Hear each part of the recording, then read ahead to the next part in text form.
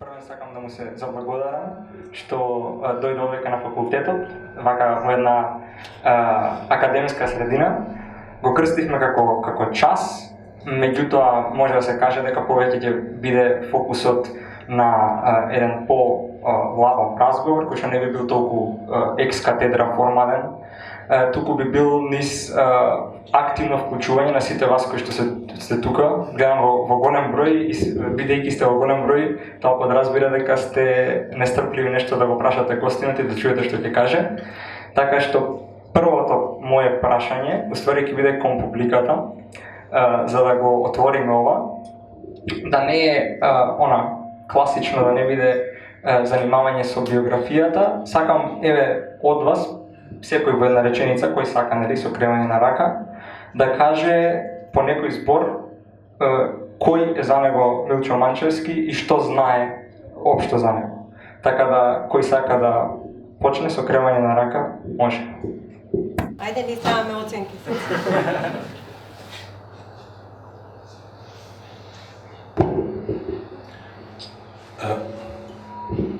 Може да се стишува оценика? Едно, два, три. Добре?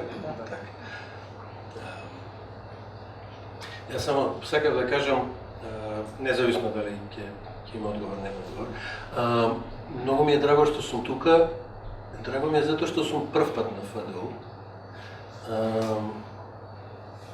Мислам, како академска средина не ми е нова, затоа што предавам долго време.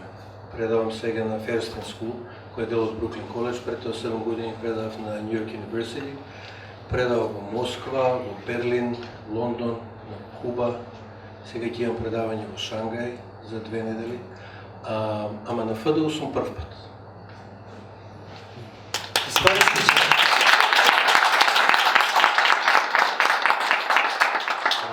И тоа не е затоа што не сакав.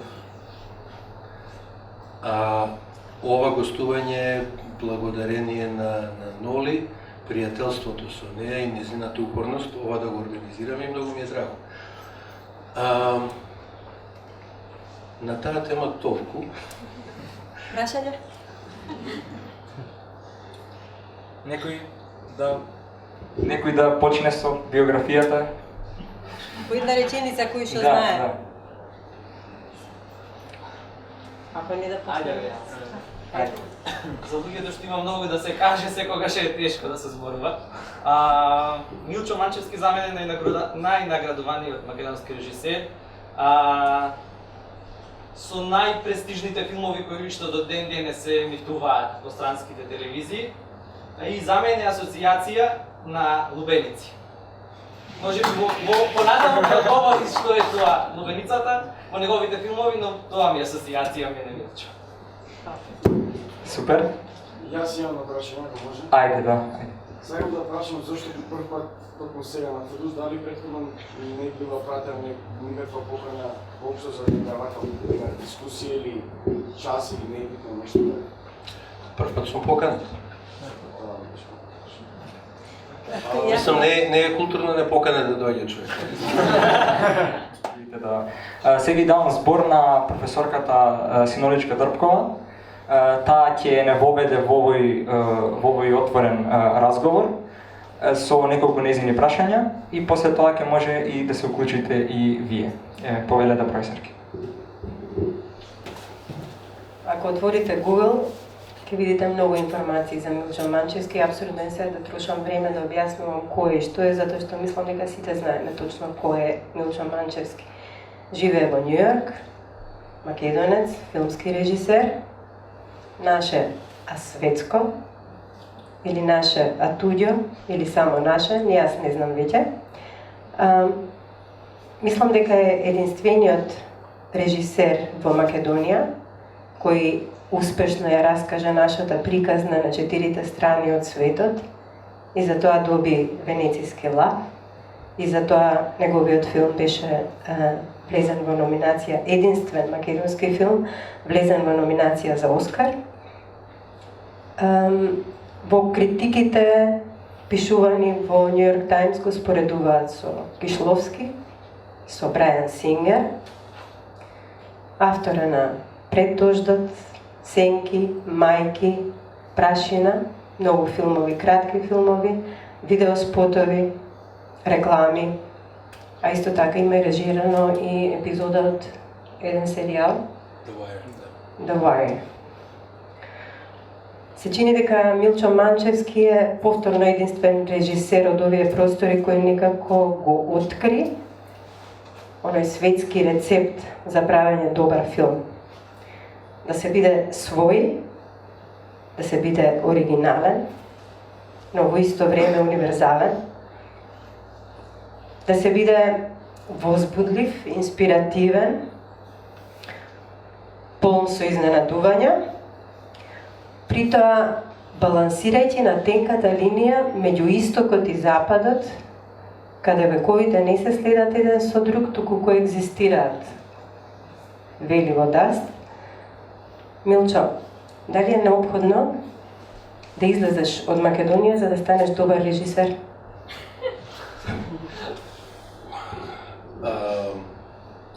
Па мислам, како и да одговорам на ова прашање, ќе бидам кабает.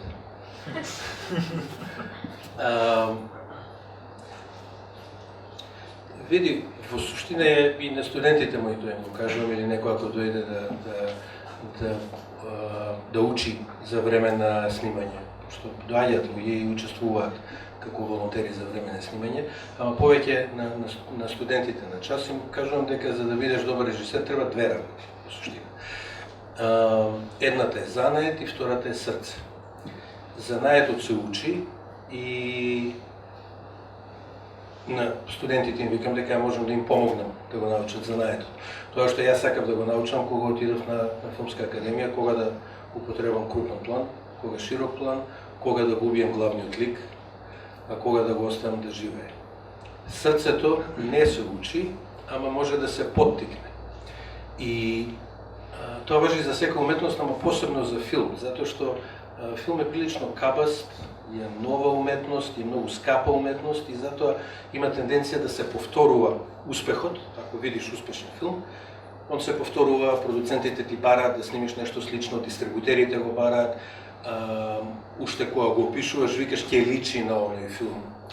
И така, од една страна се ствара жанр или манеризам, од друга страна се ствараат еден куп бледи копии. Она што како автор, ако си сериозен автор, ако не се бавиш со филм само заради хонорари и црвени килими, она што како автор, значи, ако постигнуваш, треба да го постигнеш, треба да ми го кажеш е твоето срце. Зошто го правиш овој филм? Кои се тие односи меѓу ликовите, меѓу луѓето во филмот што го гледаш? Како ти доживуваш љубов или како доживуваш тага? И тоа да ми го раскажеш, што би рекле, со своји зборови. Знаеш, не со повторување, не со цитирање на претходни филмови. И многу малку филмови се оригинални, големи, длабоки филмови, а да користат цитати, да се бават само со цитати. Мислам, тоа го прави успешно Тарантино, за некои луѓе тоа успешно го прави Де Палма, за други не, и отприлike толкова, друго се е копирање. Значи, кога правиш филм, прави го затоа што стварно те интересира. Кажи го онака како што стварно мислиш. Ако мислиш дека треба да има хепи енд, тоа стави хепи енд, ама не го стави затоа што јас го очекувам тоа од тебе како гледач. Или од и продуцентот ти го бара. Значи, тоа се тие две работи, знаеш, и срце можеш да стимулираш, можеш да видиш млад автор што работи, па да го поттикнеш во тоа да биде искрено. Сега, дали тоа можеш да го работиш во Македонија или можеш да излезеш за да го постигнеш, па да се вратиш? Немам рецепт. Моето искуство е дека јас морав да отпатувам од тука. Морав да отпатувам затоа што пред милион години кога се запишував на академија, тука немаше режија уште, ама системот беше непотистички. Или превод на македонски со врски.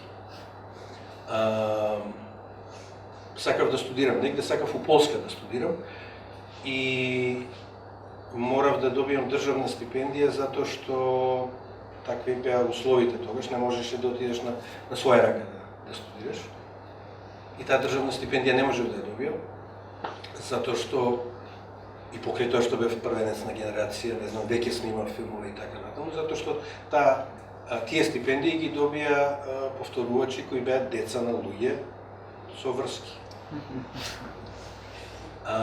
Колку тоа се променило од пред милион години до денеска, тоа сами ќе си процените.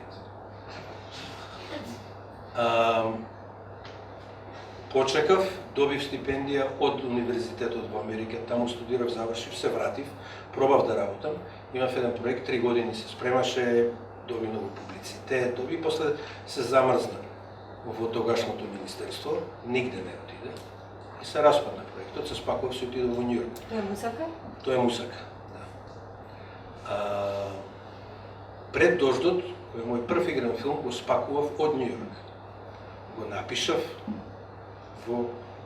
на Јамајка. Беше финансиран, првите пари беа од British Screen, вторите пари беа од Polygram Friends. Вардар филм учествуваше со 7% од буџетот. Вардар филм влезе последен, па после Министерството се пишмани, па после пред да се заврши филмот, влезе за стварно. Во сите мои филмови финансиите, македонски однос странски, се скоро 5:1. Значи за 5 денари странски пари, Македонија вложила 1 денар во македонските филми.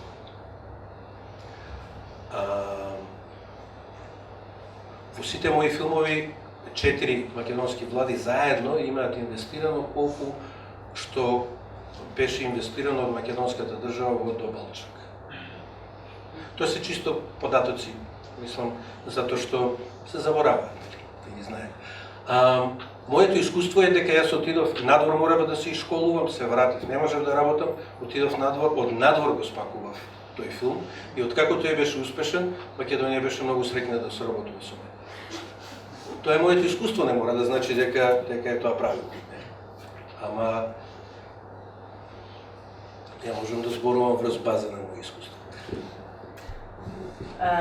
Вернер Херцог вели дека не треба да се чека на системот да финансира, дека младите режисери треба да работат било што. Мислам, можат да возат такси, можат да работат у стриптиз бар чувари, избацивачи, можат се да работат и стрити. Сакам да кажам дека вели дека со $10,000 може да се направи одличен филм. Не знам дали е тоа така, но сепак ако сакаш да направиш филм, мислам дека ќе го направиш па и во Јамајка да е. Апропо тоа ќе се вратам на уште една работа за за твоите филмови и воопшто за филмовите. Тоа пак ќе се навратам на Херцог, вели нема совршени ликови, карактери, нема среќни краеви, нема лажна надеж, а има парче од киното од некоја реалност, видено и спакувано низ очите на филмскиот уметник и ставено на лента да сведочи за едно време и едни луѓе. Вели Херцог дека не застапува страни кога работи филм, значи не фаќа страна на било кој лик, не сака да пренесе ангажирано на чија страна е, и вели дека и остава на публиката сама да го доживее делото, сама да излезе со свој размислување, дека тоа го има скоро во сите твои филмови како чувство, знаеш, не фаќаш страни, не водиш линија на еден лик. Како успеваш да одржиш дистанца, а пак да раскажуваш на нешто што тебе длабоко те тангира. Значи, таа дистанца ме интересира како филмски режисер успеваш да ја воспоставиш со приказна која е блиска до тебе. Па не знам, мислам, ја не работам програмски. Не работам со цел да кажам нешто. Работам интуитивно. И тоа секојаш тргнувам прво од приказната. Обично сам ја пишувам, ама и да е од друг сценарист. Имам само неколку пати на The Wire, имам работено со друг сценарист, имав неколку холивудски почетоци, кај што развивав холивудски сценарии, а потоа ги напуштав проектите. Значи, секојаш на почеток е приказната, а потоа поважно од приказната е чувството. Значи, кој е тоа чувство? Дали е некоја тага? Пред Дождот има тага. Знаеш, дали е некоја тежина, мајки има тежина. Дали е игривост? Прашина има игривост. Прашина е страшно безобразен у секој поглед, и структурален, и и како ликови и како се. И после тоа чувство те води. Сите други одлуки за време на пишувањето се интуитивни, ама знаеш, треба да имаш пуно искуство. И јас сметам дека за било која уметност, вклучувајќи и режија, тоа е како да свириш клавир. Вежбаш секој ден по 8 сати, секој ден по 8 сати, пишуваш секој ден по 8 сати, кадрираш, режираш. Моите студенти секоја недела работат по 2-минутен филм. И апсолутно ми е сеедно дали на iPhone ќе го снимат и дали ќе го монтираат на iEdit дома. Зато тоа е големата предност, и пред малку што го кажа. Сега секој може да снима филм, секој снима филм. Нели, обично се снимаме глупости, селфи у WC на некој клуб или мачиња како се играат, ама тоа е филмче, нели, и после е дистрибуиран. Прашањето дали ќе биде добар е вистинското прашање.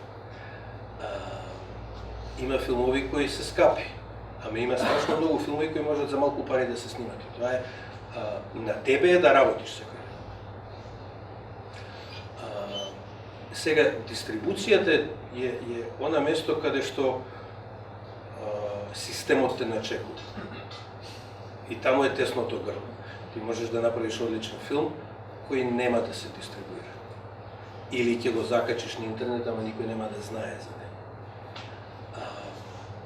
Ама фактот дека можеш да снимаш, дека можеш и требаш да снимаш цело време, ако ти е стварно стало.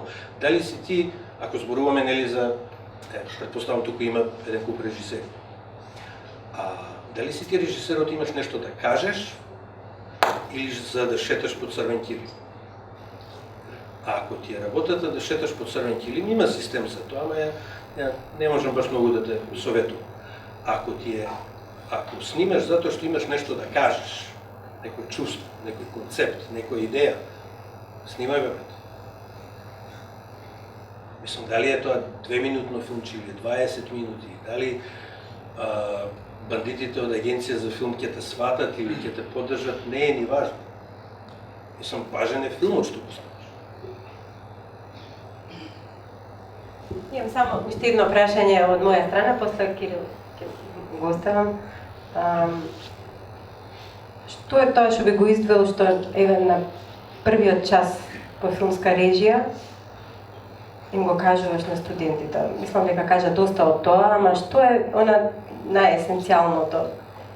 Кажа доста, ама сега може ке ти тегнеш нешто. Па, отприлике тие се двете клучни работи. Една е дека треба занет и срце. Занет ги учиме, а срце, моја препорака е да си го најдеш и од него да зборуваш. Тоа е првата работа, втората е тоа вежбај. Им го кажам на луѓето и после обична работа, тоа се постдипломци, се зависи на која академија. Зависи дали е тоа некој краток проект кој трае 2-3 месеци или е редовно предавање. Овие редовни предавања што ги држам на Ферстин сега, во Бруклин или претходно на NYU, тие беа 12 до 15 студенти. И првиот час се запознаваме и секој треба да каже по една идеја за краток филм, која потоа заедно ја развиваме. И на моите часови, на повеќето часови на постдипломските школи во Америка за режија, теорија скоро уопште не. Значи да кажем од, не знам, 7-8-10 часа што имаат, може да има 1 час по теорија. Али многу се снима и тоа што ќе се сними се разговара. И го разговараме, ќе пуштат, прво сите ќе пуштат што снимиле, после еден по еден, после ја кажувам што имам да кажам, после студентите зборуваат за тоа. И тоа е, на тој начин се навикнуваш на критика. Навикнуваш на тоа, како другите го доживуваат тоа што го правиш. Мислам дека диалогот на авторот е со делото. Не е со критиката, не е со публиката, не е дури ни со историјата на филм. Не го правиш за вечност. Ама не го правиш ни за публика. Тоа може да звучи неконвенционално, ама суштината е, публиката можеш да ја подмитиш, а делото не можеш да го подмитиш. Значи на публиката ако и дадеш она што го очекува, не знам, happy end, не знам, звезда која сите ја сакаат, не знам, да се појави Анджелина Джоли, веќе си ги купил. И тоа е мрзлив начин на правење на филмови. А кога си ти сам со делото и го гледаш и знаеш дека средниот дел ти е многу долг и спор, си го знаеш тоа и мораш да го одработиш. Некојаш не можеш да го спасиш. И знаеш дека крајот ти е многу конвенционален. Повеќе. Епа добро, ја за да не биде како минатиот пат, јас би почнал, јас ќе поставам некој прашање, па после тоа ќе оставам време додека го поставам прашањето и додека Милчо го одговара, да размислите вие за некое ваше прашање, што може после тоа да го поставите. Сега ја ви поставам прашање, малце цело време ми е така интересно да го разгледувам. Дали вие, како автор, може да се ставите, да речеме, мисля дали да го поставам прашањето, да рековте дека интуитивно ги правите филмовите. И кога ги правите интуитивно, значи вие сте влезени во процесот. И дали можете, или ќе ве замолам сега, можете да земете една над ситуација, една објективна ситуација, или вака, или таква над, или ретроспективно гледано, да ми кажете вашето мислење околу тоа во македонската кинематографија, каде вашето творештво го гледате? Каков е вашиот однос кон тоа? Дали мислите, например, дали мислите дека извршило влијание позитивно? Дали мислите дека биде само како направени и запоставени, немало никакво влијание во тој контекст? Ако може, Мислам, не е моја работа тоа уопште. Така, тоа мислев да. Правам филмови, кој како ќе ги доживее. Зборува повеќе за нив одошто за филмовите. Ја имам таа среќа да не зависам само од една средина. Не зборувам за Македонијата, не зависам само од оценките на една средина кои би одлучиле за тоа дали ќе се памти мојот филм и дали ќе ми биде финансиран следниот филм. Они се тие филмови. Еве вака да кажеме, пред дождот да не играше прво во Венеција, прво да имаше премиера во Македонија, тоа како ќе беше примен, можеби ќе беше примен поинаку во Македонија, да немаше. Ама, во суштина, мислам, животот е прекраток и премногу оптеретување е човек да се бави со тоа како некој го гледа тоа што го прави, посебно пошто ако не го почиташ премногу, тој што има да те оцени. И како автор ќе потрошиш страшно многу време и енергија покушавајќи да ги бркаш тоа проценки. Односот на авторот, на уметникот и критичарот е отприлики ист како односот на магарето и зоологот. Магарето си ја прави неговата работа, зоологот ја испитува. Истото тоа би било и меѓу уметникот и дали критичарот, дали контекстот во Македонија како се гледаат. Како се гледаат и како се гледаат денеска, во споредба со тоа како ќе се гледаат за 20 години. Ја гледам разликата во тоа како луѓе го гледаат мајки, како го гледаат кога ги излезе пред 7 години, како го гледаат денеска.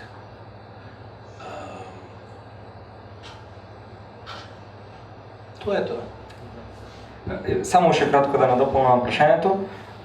Зошто например, вие мислите дека не се создал никогаш во Македонија, нели цело време зависиме, филмаджиите зависат од некои фондови, средства, мора некако да гледат. Зошто во Македонија никогаш не е создадена некоја независна сцена, како например Црн бран што бил во Југославија или чешкиот нов бран, некој или па францускиот нов бран, каде што група критичари, уметници, сите заедно, нема нели како што рековте позиција на сега да му угодуваш на некој непотизам и така натаму, туку едноставно се работи бидејќи како што кажавте со страст. Значи јас го правам ова бидејќи сакаме да критикуваме, сакаме да со критиката да станат подобри филмовите и така натаму. Зошто мислите дека се нема создадена плодна почва за едно автентично македонско таков некој бран на хиперпродукција на филмови на страст и така натаму?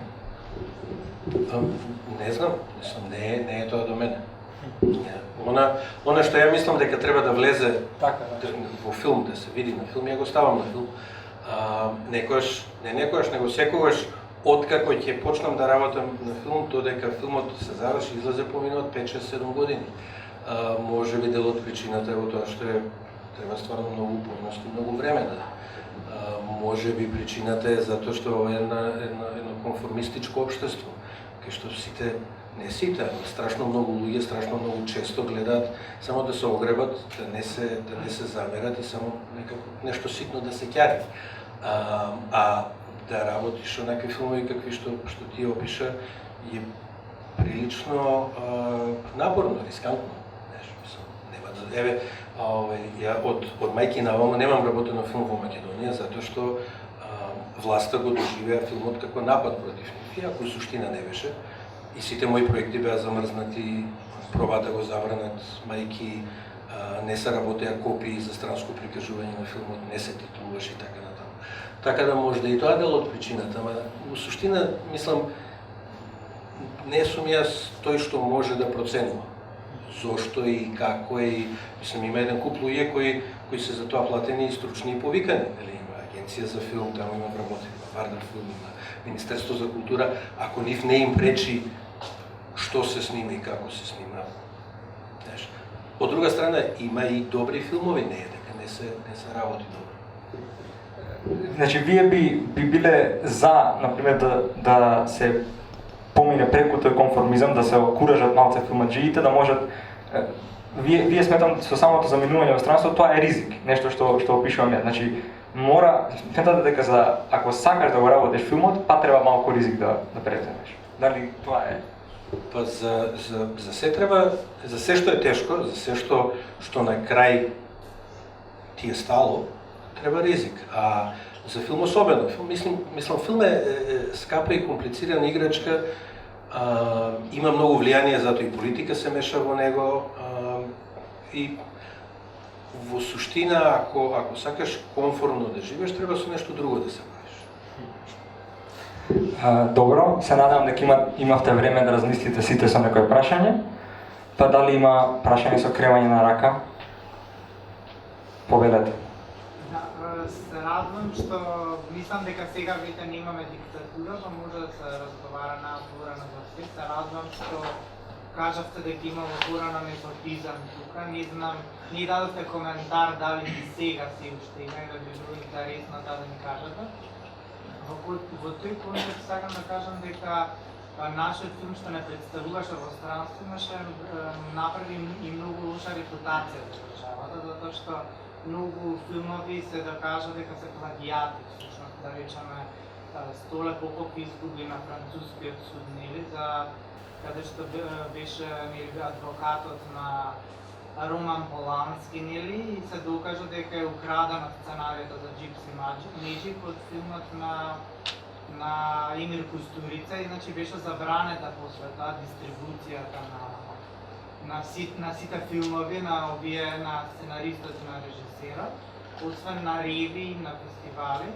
Значи, и меѓутоа пак и покрај се до тоа државата најмногу се чини инвестира точно во вакви некои, како да речам, автори со сомнително реноме. Во тој контекст сакам да ве прашам дали, затоа што и во странство, мислам и на други академии има кажано, дали е случајност сценариото на Before the Rain личи на циклусот Раскази од Иво Андрич за Фра Маркова, дали е тоа случајност или е некој намерно влијание и доколку да, зошто тоа не е наведено на филмот? Благодарам.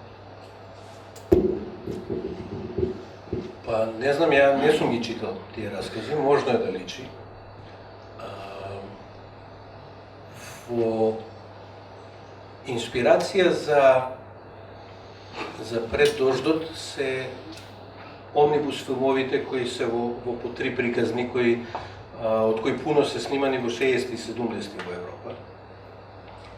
Еден од нив е 3 на Саша Петрович, кој уствари директна инспирација. Тука е Midnight Train или Night Train беше на Джармуш. И еден куп други. Овој циклус на Иво Андрич не го знам и не знам дали е, колку може да е сличен. Во една рака ми е комплимент ако се чувате. Не знам друго што да одговорам на тоа. Нели кога излезе Пред дождот, излезе и Pulp Fiction и они се тие два се најслични Дали еден на мислите друг. дека и сега има непотизам или мислите дека е тоа позадина? Пак ќе кажам, не сум повикан за тоа да зборувам, прво затоа што завчера дојдов тук. Не живеам тук.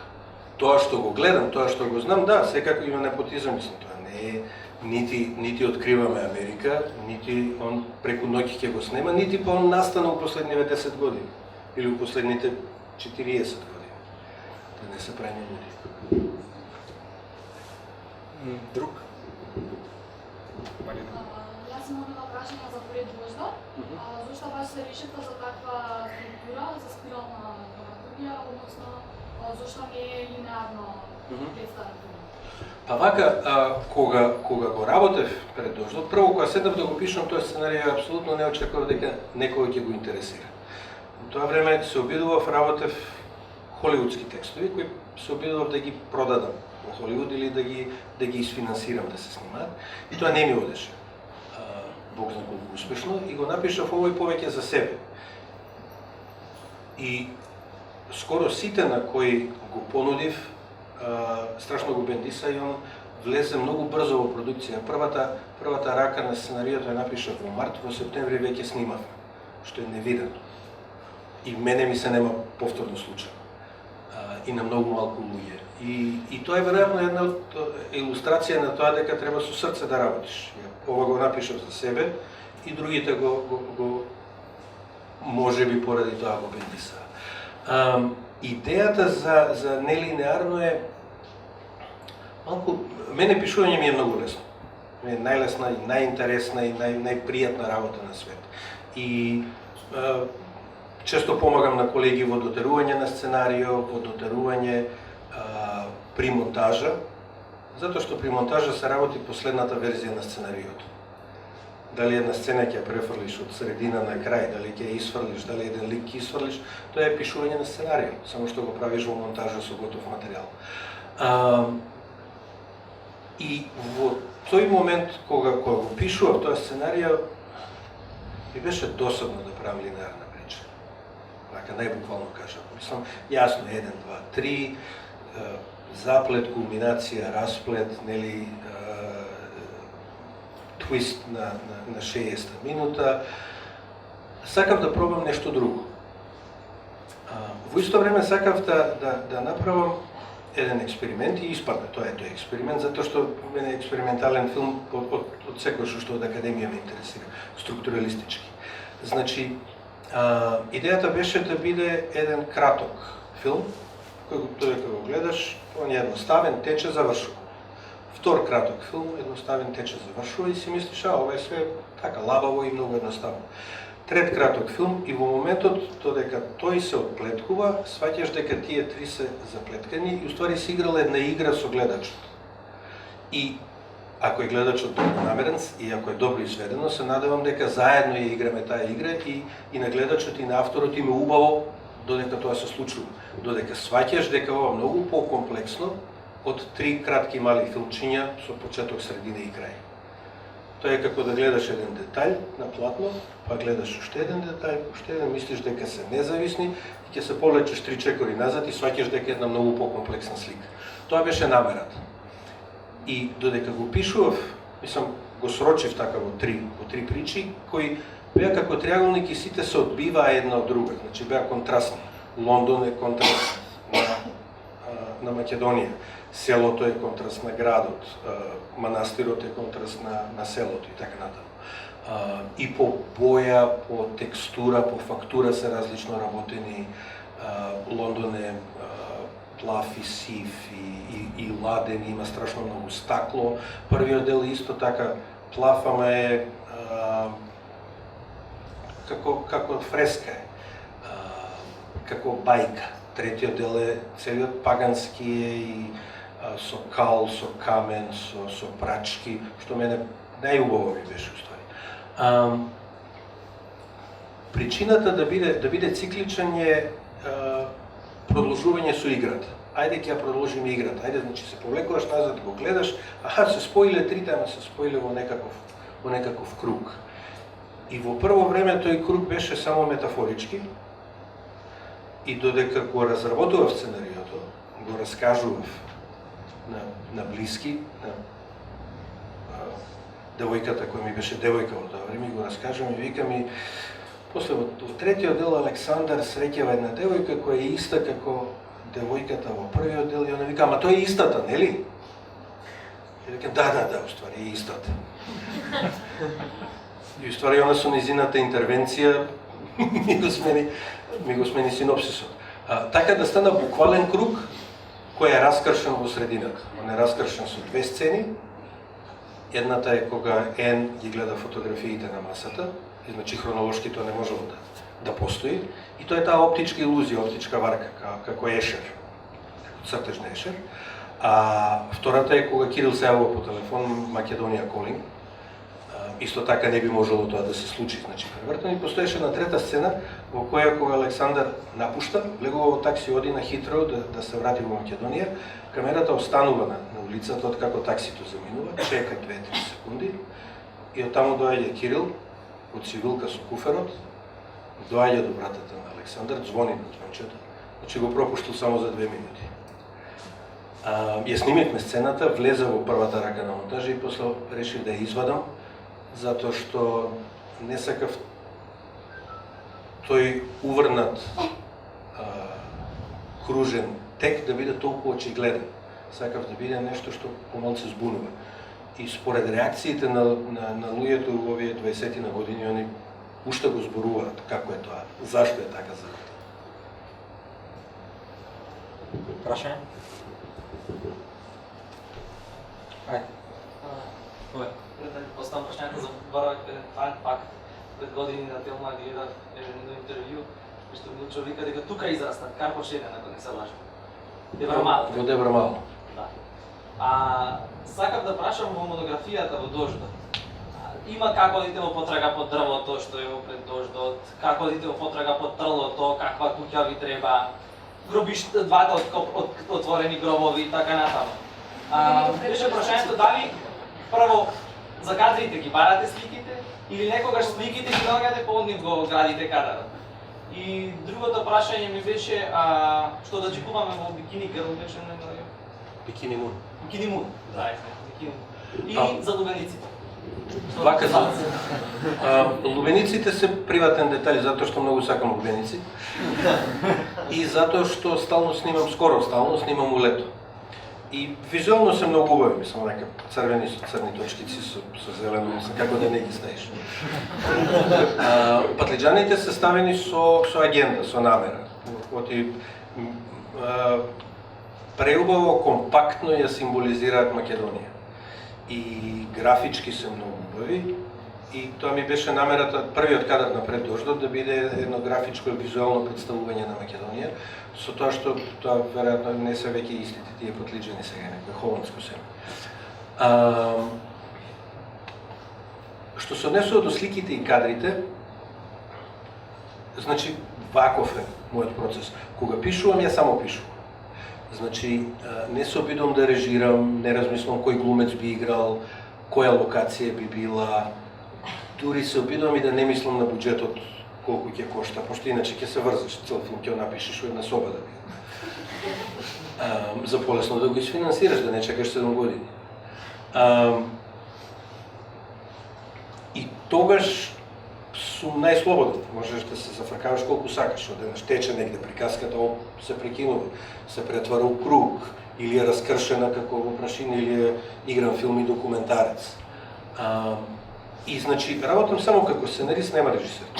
Кога завршувам, че викам, еве го, ова е сценариото, го предавам на режисерот во себе, и тоаш режисерот го презема и го отпушта сценаристот. И тоа од практични причини, затоа што кога седнуваш сега да го работиш како режисер, секогаш има работи кои би сакал да ги промениш во сценариото, дали за да стане филмот повизуелен или за да стане полесен за снимање, за да биде поевтин. И тогаш во холивудскиот систем, например, режисерот дало, ај промени ја сцена 37. Во случајов не може да промени сцена 37, значи за мене е сценариото заклучено кога го преземам како режисер и се бавам само со режиската постапка. Значи, кастинг, работам долг кастинг, по 5-6 круга и после работам проби. За секој филм по околу 3 недели проби работам, пред да почне со снимање. Барање на локации, кадрирање, порано работев сториборд, детален сториборд. Сега не цртам толку многу, ама пак процесот на работење на раскадрирање е корисен затоа што си сам со сценариото. Ја читаш сцената, ја читаш по 50 пат, по 60 пат и сваќаш, оваа сцена е навидум љубовна, а уствари е за љубомората. Како тоа ќе го покажеме? И тоа го откриваш во тие моменти кога си сам со сценариото и кога го разработуваш, го разбираш, седиш негде од двор или во авион или работиш на сценариото. Не е толку важен цртажот, не е толку важен сториборд. А дали локациите и кадрирањето, кое доаѓа прво, да ви одговорам на прашањето, повратна спрега е и едното и другото. Обично прво е сторибордот, па после на база на сторибордот барам локации, барам места. Меѓутоа, често ќе најдеш место кое е подобро од тоа што си го замислил и тогаш ќе го вклучиш во сторибордот. Ама мислам дека е важно да се работи пред да се оди на терен и пред да се оди на снимање. Значи да биде убаво разработено, да знаеме точно што се случува. Еднаш кој ќе одберам локации, ја одам на локации после уште 2, 3, 5 пати. Некојаш сам, некојаш со директорот на фотографија и сега сам си да кажеме ова треба да се сними оваа сцена тука. Ја ќе дојдам вчера во ова време и ќе видам каков е денот, и ќе видам дека тука има пуно луѓе, дека светлово е дозгоре и грдо, дека треба од страна да падне светло. И тоа го правам кога сум сам, кога немам притисок од екипата, кога немам притисок од продуцентот, ајде треба да си одиме заврши денот. И целото размислување го правам практично сам. Следната фаза е доаѓам со директорот на фотографија кој ќе каже ај таму да ги префрлиме пред пенџерињата да стојат за од позади да имам беклайт. Океј, ќе го направим. Значи, страшно многу здраво разумско размислување, мислам. Не е нешто ќе ти дојде инспирација од Господ, ќе те добри. Треба да те бива, ама треба и страшно многу практична работа. Имаше уште едно трето прашање? За најновиот филм. Најновиот филм се вика Бикини Мун. Го снима во Њу Јорк. Ова е прв долгометражен игран филм што го работам во Њу Јорк. Мислам во Њу Јорк имам страшно многу работено од спотови, кратки филмови, The Wire, серии и така натаму, ама како игран филм ова е прв. Главна улога игра Кондола Рашад, која е феноменална глумица. Приказката е за... Она е структурално, или пак помалце експериментална, иначе се однесува на жена војник, која била војник во Ирак, се вратила, живее во Њу Јорк и има психолошки проблеми. И филмот е за неа. И веројатно или до крајот на оваа година или следната година ќе почне да се прикажува. Таму назад. Да. Ако може да се навратите после Бек дождот, дали Да. сигурно не е едноставно кога првиот голем филм е успешен и меѓународно признан како режисер. Дали имавте притисок каков ќе биде наредниот? И како ќе публиката и критиката ќе го прифати во случајот кој го прашате? Дали имавте товар кога го пишувавте, кога го снимавте? Дали ќе добие истата репутација како подобра? Да. Па не, мислам дека е... Треба човек да е стварно страшно... Треба да е луд, треба да е страшно самоуверен, да му е сеедно после еден таков...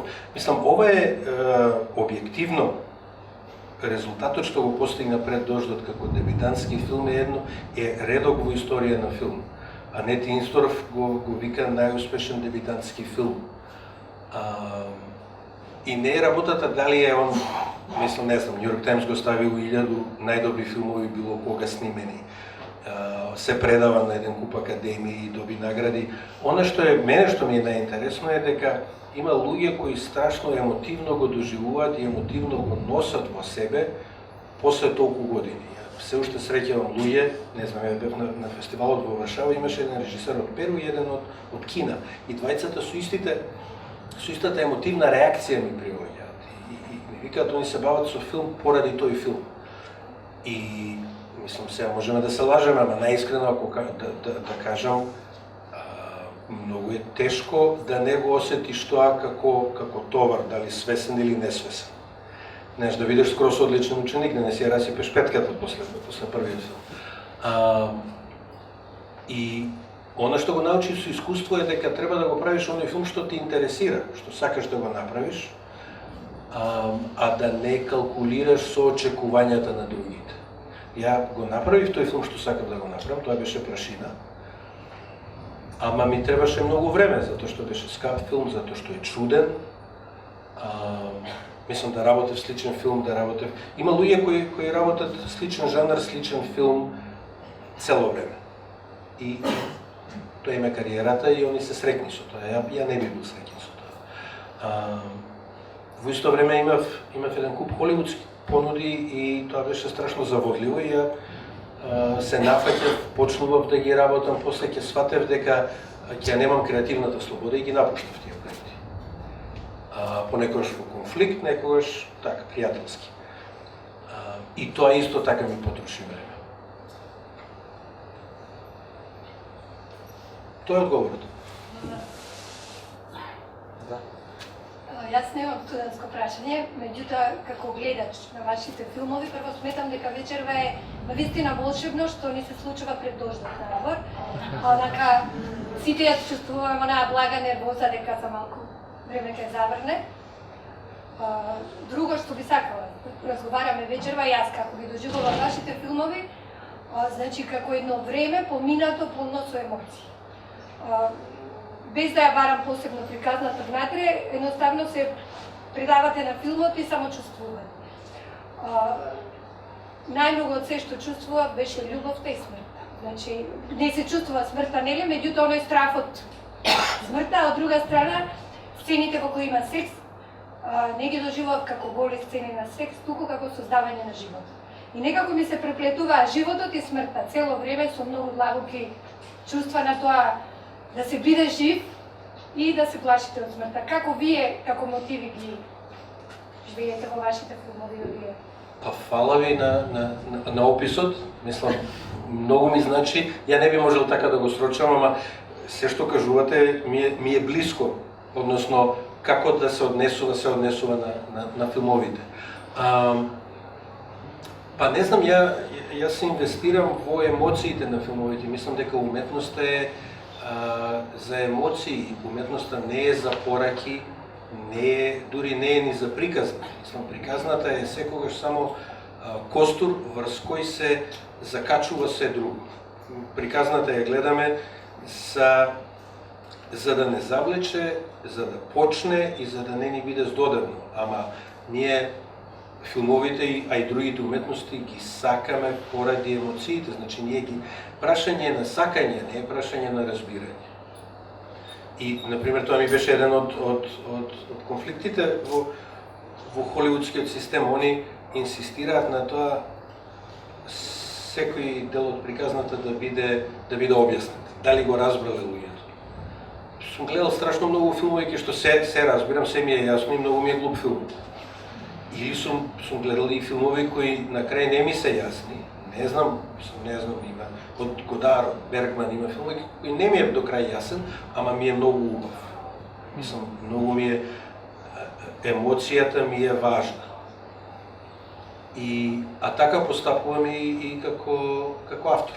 Значи, ја вградувам емоцијата. Сега, мислам дека нема рецепт. Рецептот е само да сите одлуки кои ги донесуваш во текот на процесот, да бидат искрени, да видат како ќе се однесуваат два лика еден према друг и дали ќе биде селото скапано или ќе биде дотерано, да биде онака како што ти мислиш дека стварно треба, не? Да не биде калкулација.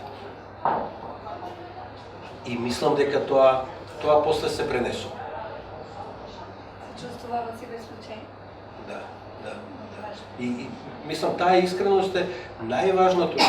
Правење уметност е како религија, мислам, тоа е многу важна работа. Не е прашање на компромис. Ај ќе се договориме, ај ќе осмениме.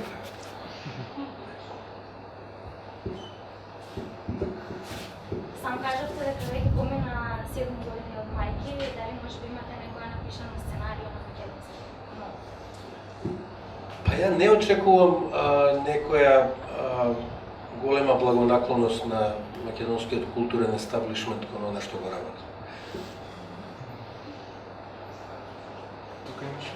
Да, јас би сакала да прашам низ кои животни во саграда психолошки фази поминал Милчо Манчевски за да стане тоа што е сега, односно да видам по-концизно како Милчо Манчевски се борел со разочарувањата низ својата кариера.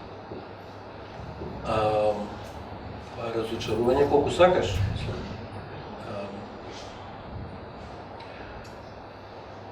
Ќе ти биде жал, ќе бидеш љут, па после ако ти е важно нешто, ако ти е стало нешто да направиш, ќе продолжиш да инсистираш да го направиш. Мислам, тоа нема некој специјален рецепт, само е да бидеш чесен кон тоа како се осеќаш и кон тоа што сакаш да направиш. И зошто го правиш?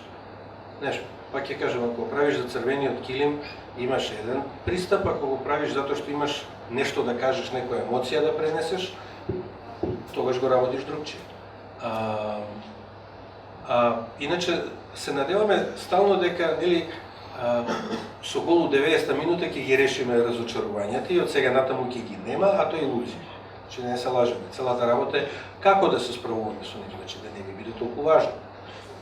Дали ако наместо 3 години чекам 7 години, да кажам, па добро, окей, меѓу време ќе направам изложба на слики.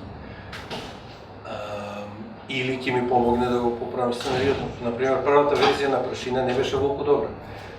Затоа што бев присилен да чекам, во еден момент седнав и цело време го преработував, а во еден момент седнав и фрлив се и го пишував одново. И тоа пишување одново беше уствари правата добра верзија. Кога сценариото се намали за некои 20 на страни, кога стана по-компактно. Уште едно прашање, дали никогаш ви дошло да се откажете? Цело време. Стварно. И јас би сакала да одговорам на првото прашање, затоа што не ме вида најверојатно за човек доле. Кој е Милчо Манчевски, односно што за мене е Милчо Манчевски? Режисерско фрајериште. Сакам да прашам, докато вие мислите така, дали зошто вашите филмови преобладува некоја тажна емоција, најчесто е смрт или нешто слично. Дали нема да наградим, него зошто е тоа така? И како второ прашање, дали мислите дека таа тажна емоција може многу повеќе да каже од среќната емоција? И ако е така, зошто? Па да, мислам, апсолутно сте во право. Филмовите се тажни или трагедии, или блуз, или како сакате крстите ги.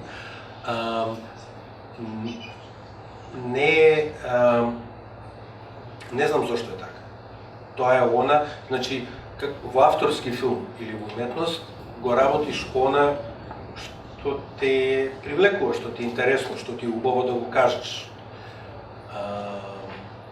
И ја уствари од секојаш, од како, мислам, не знам, како почнав да пишувам од мали нозе, баш такви некои трагични ситуации, трагични емоции ме привлекуваат и како гледач, и како автор.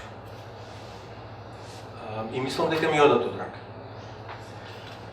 Од друга страна, за мене Прашина е прилично весел, мислам весел. Не е весел, не е смешен, ха-ха, ама е, онака е boisterous. експлозивен, има безобразлук у него, иако има и тага. Значи, ама сите и бикини сега, они имаат некоја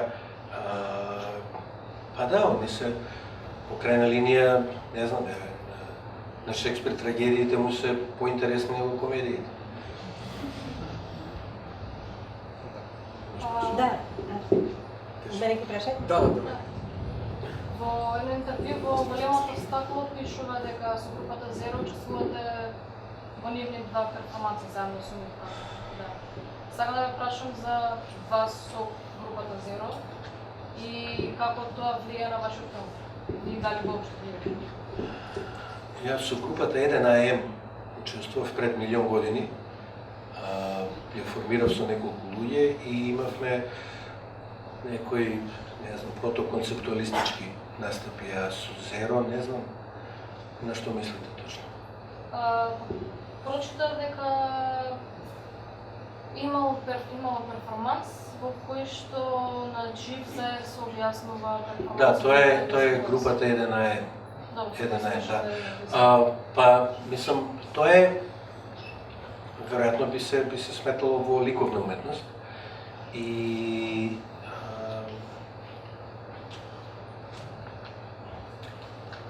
тоа ми е на некој начин и поинтересно од филм. Само со тоа е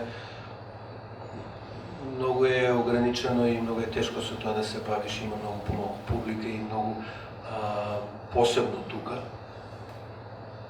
Ја се уште правам такви мали протоконцептуалистички дела.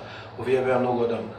И едното беше многу комплексно, а првиот настап, а второто со живиот заек беше една малтене приватна шега. Ова е од мојот домен. Со Вилчо се знам многу долго и се сеќавам, бев на два кастинга кај него и не поминав.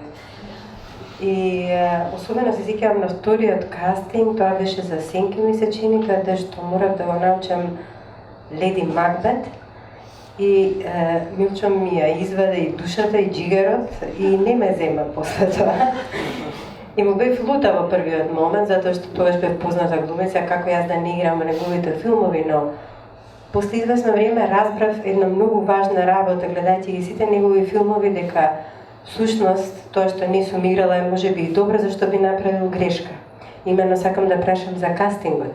Не правиш компромиси со кастинг никогаш и ќе го бараш тоа што ти е потребно, додека навистина не го најдеш. Кој е моментот каде што би направил компромис или никој пат не би направил компромис? Дали кога го гледаш ликот, знаеш ти внатре како ти изгледа тој лик пред да го снимиш филмот и дали го бараш или се опушташ и тоа е тоа кој ќе се појави на кастинг? Да, супер прашање. Немам дефиниран лик каков. Знам отприлика каков не треба да биде. Као што го опишат и се опуштам и викам, ајде кажи ми, убеди ме дека си ти, не знам, Менка. Убеди ме дека си ти Лазар. Леди Макбет е во првиот круг и тоа е најчесто Леди Макбет го барам од нашките или Тенеси Вилијамс или нешто друго од Шекспир, чисто за да видиме заедно. Особено во Америка, затоа што често имаш глумци кои се не се школувани глумци и они се обидуваат да бидат што послични на ликот, ќе се облечат како што ликот треба да изгледа. Они гледаат да бидат мимикријата да биде уверлива. И понекогаш мимикријата е уверлива и ќе се излажеш. А после треба да седнеш и да работиш и гледаш дека глумецот ја нема флексибилноста и го нема занаетот. И тоа си најавно. Вака во првиот круг гледам колку занает можеш, мислам, Шекспир е тежок. Тежок е затоа што зад стиховите треба да го видам ликот. И тоа ти како глумец треба сам да го разглобиш и да ми го покажеш, многу лесно се гледа. И тоа е поминување на првиот круг. Од вториот круг веќе работиме со сцени од филмот, обично. И во секој круг се менуваат сцените од филмот. Значи, во еден круг барам, не знам, да видам емотивноста дали може да биде на површина, во друг круг барам, не знам, тој безобразлукот или енергијата какви ќе бидат. И така, 3-4 круга зависи. И после гледам како работат еден со друг глумци кои се потенцијално би били избрани да бидат заедно. И при тоа, знаеш, има страшно многу common sense. Како овој ваков човек би постапил во оваа ситуација. Не како играл, како он изгледал кај Лук Бесон или кај Тарантино, него како би постапил некој што јас го знам. И работејќи го тоа, јас сум спремен да глумецот да му убеди дека така треба да постапи ликот, ама тоа треба да биде силно, треба да биде уверливо. И мислам, ти тоа подобро од мене го знаеш како да се дефинира, ама веројатно треба да му ја најдеш вистината на ликот, вистината на човекот, зошто тој постапува вака, кои се емоциите на тој човек во таа ситуација. И кога го имаме тоа, друго се е прашање на volume control. Луѓе мислат дека театарски глумец и филмски глумец голема разлика. Нема врска. Тоа е апсолутно исто. Само е прашање дали погласно ќе го пуштиш системот или ќе биде потихо. Збориме за добри филмски глумци, добри театарски глумци. Има филмски глумци кои добро изгледаат, добро поминуваат, не преглумуваат, научиле да не преглумуваат, ама не ни глумат. Они добро изгледаат и кажуваат репликите, и толку, мислам, Клинт Иствуд. Тоа е празно, нема ништо внатре, но добро изгледа, не преглумува и така, поминува филмот. Така да јас сум отворен во тој процес, ама сум многу селективен, затоа што мораш да избереш, имаш не знам колку 20 дена, месец дена да направиш кастинг и тоа е тоа. Ама работејќи со различни сцени, дури со различни глумци, и понекогаш има феноменални глумци кои нема да влезат во улогата една, не може тројца да играат. Понекогаш е уствари првата фаза на пробите е завршена со кастингот. Го употребувам тој период за да ја завршам оваа домашна задача. А и глумците кои ќе ја добијат улогата, затоа што го работеле повеќе сцени, повеќе кругови, веќе се спремни. Така да кога ќе седнеме да правиме проби, и мислам ја никад не снимам без проби, чак ни The Wire и Law and Order која ги работев. Правиш проби пред снимање на маса, разговараш или проби само на сет? Не, на маса. Значи, за игран филм ми требаат околу 3 недели проби, кои не можат да бидат непосредно пред снимањето, затоа што непосредно пред снимањето имаш location scouting, не знам, костимски проби и други работи. Затоа они се обично, да кажеме, месец и нешто пред да почнеш со снимање. И тоа е обично проблем за продукција и организација, затоа што треба сите глумци да ги донесат, они се негде на друго место, режисерот им треба за други работи, ти ќе кажеш извини, јас сум зафатен со пробиве, и ги правиме баш така на маса. Првата проба е сите глумци што се појавуваат во филмот, седнуваат на маса, го читаме целото сценарија. И тоа е од Сабајле, значи тоа се тие, да кажеме, 3 сати, завршуваме, пиеме кафе, после почнуваме сцена по сцена. И секоја сцена трае по 2-3 сати, да кажеме, во која се само тие глумци што се во таа сцена, 2-3, као на театар. 2-3 и режисерот, малку разговараме, малку глумиме, да го доведеме до едно ниво кое е, да кажеме, 80% тоа што ни треба.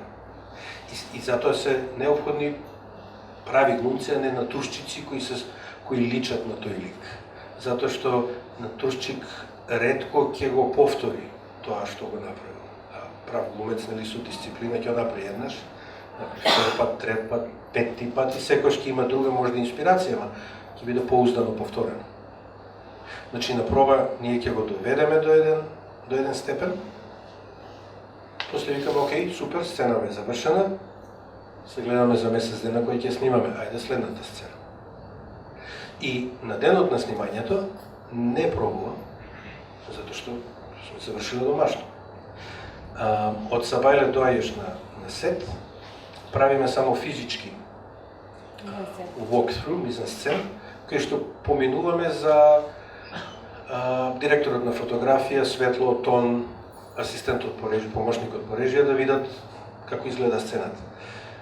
Глумците одат во костим и шминка, камера ја поставува сцената, има, зависи колку време треба, 2 сати, 3 сати. У тој период, може би во шминкерна негде на страна ќе седнеме и уште еднаш ќе опробаме на ситно. И кога ќе дојме на сет, пробуваме еднаш, 2 пати и би требало одма да снимаме. Сега, ако нешто не иде, ќе пробаш втор пат, трети пат, до каде треба. Или ќе направиш повеќе дублови, ја не правам многу дублови. 3-4, понекојаш 1-2 ќе направам и толку. Раде ми кажуваше дека Кюбрик правил по минимум 80 дублови. Значи, минимум, било каква сцена, по минулата улица, 80 пати ќе правил.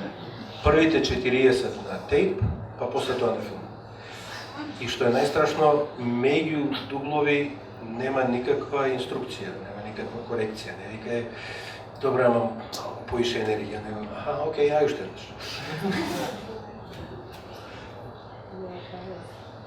Дали може да почне? Може да почне? Може. Сакам да прашаме, збориме за процесот на продуцирање на филм. Имаме сценарио, сториборд има, кастингот поминат, значи одбрани се глумците, пробите се направени. И сега моето прашање е колку вашите филмови има работи кои се случиле на сет.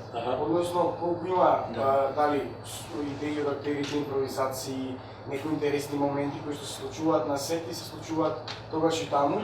Или, не знам, дали има такви моменти? Ако има, дали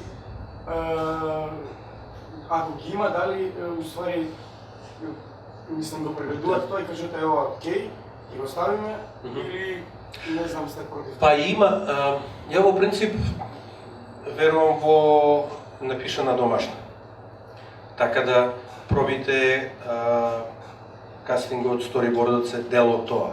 И низ целиот тој процес нешто ново се појавува. Секојаш има нешто ново. Кога работиме со глумците, ние разговараме и се менува текстот, тука седи и скриптерката.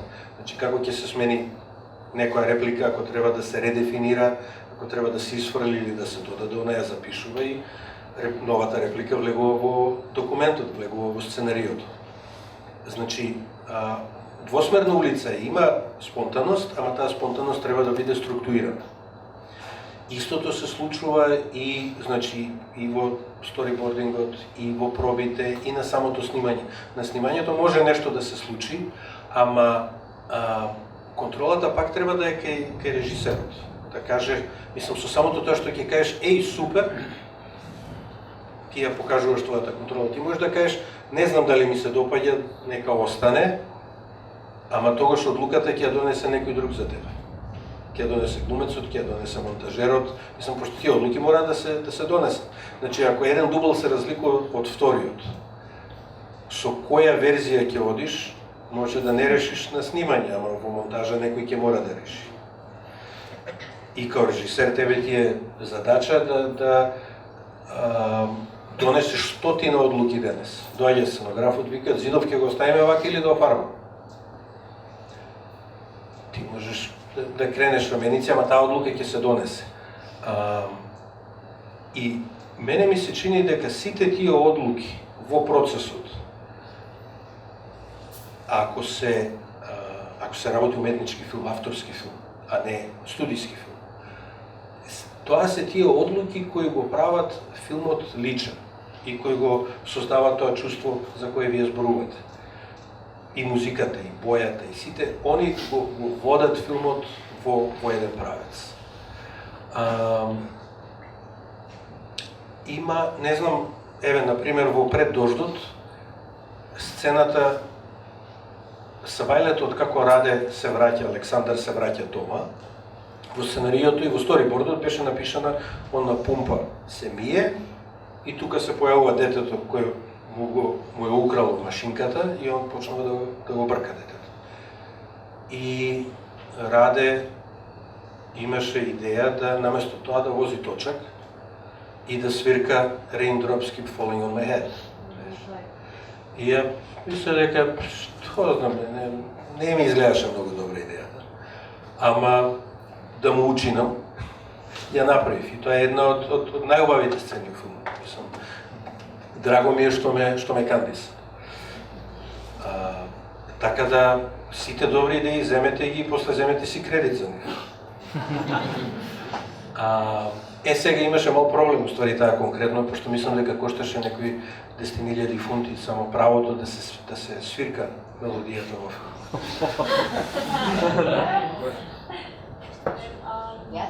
После. Може.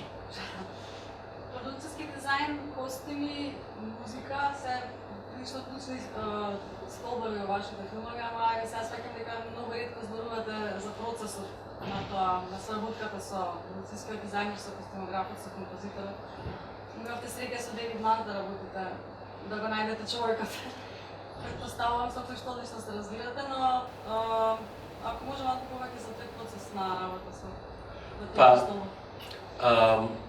Мислам, филм е колаборативна уметност и тоа е, мене ми е тоа малку тешко, мене ми е полесно да седнам и сам да си пишувам, ама сега тоа е и треба да се најдат луѓе кои се соодветни, прво, чија работа е вредна, второ, која е соодветна на филмот. Може да биде одличен директор на фотографија, ама со друг стил, не е соодветен на овој конкретен филм. И трето, стварно да може да соработувате. Јас имав искуства, например, на Пред дождот Дариус Конџи почна да го снима и после 2 недели си отиде. Отиму беше тешко. Беше многу тежок филм за снимање, посебно за него, он е навикнат се да осветли, он е многу спор. И да не си отидеш, уште ќе снимав. И после слушам гласини низ Франција дека јас сум го отпуштил, ја не го отпуштив, требаше да го отпуштам. Го доврши Мануел Теран. Со Девид Манс соработувам, значи, на се од Пред дождот наваму. На сите филмови, на сите реклами, на се. Он е продакшн дизајнер, он е прекрасен човек. Страшно пожртвуван човек и исклучителен талент и неговата работа е многу суптилна. Тоа не е дизајн кој се наметнува, не е Blade Runner. Така е многу тивок и суптилен дизајн, учествува и во работата на костим, на шминка, ако треба и на камера, за да биде обединето чувството. И моите филмови се така, се надевам прилично компактни и не се многу оператски по прашање на дизајнот, по прашање на изгледот. Со костим секогаш имав проблеми, не знам зашто, некој баксус, и дури со отпуштање на костимографи во пола снимање и така. Често костимографите, не често, има такви костимографи кои го доживуваат филмот као место кај што ќе се покаже модата. Костим не е мода, костим е облек. И треба страшно многу здраво размислување за костим. Зошто ликовите секогаш да ти бидат облечени, знаеш, некогаш ќе излезеш по мајца, некогаш ќе излезеш гол од појас нагоре, некогаш само по пиджама ќе излезеш. Некогаш имаш само джемпера, не си облекол ништо под него. Кој е размислувањето тука? Знаеш, зошто толку често ликовите се шетаат без торба, без него само е дотеран. А соработката е исто така систематски ја работам. Значи, почнуваме со Девид обично правиме moodbook или понекогаш со Вања Димитрова правиме moodbook, кој после од него работиме и често се менуваме, е добар почеток, добар старт е. Мислам дека е во суштина најважен соработник веројатно монтажерот или директорот на фотографија, тука некаде. Тоа е суштината на раскажувањето на приказката и на создавањето на чувството. Господине Манчевски, се гордеам со вас, а и сама со себе. Бевте ученик, бевте гостин при вашата војна на работно место и поземих машина да написате нешто, пошто рековте многу го пишувате. И одлично пишувате. Кога го прочитав вашиот текст, бев изненадена. Реков, зар вие го пишувате, а вие знаете што ми реките, па пред вас пишувам. Па не сум свесна дека можете дете ова да го напишете. Вие ќе бидете светски човек, ако не завлезете во некоја лоша. За мене сте гениалец. Времек дел во вашиот филм, Презорзот, а да ви кажам, единствен филм што 4 пати сум го гледала, не сакам повторно да го гледам. Фала ти.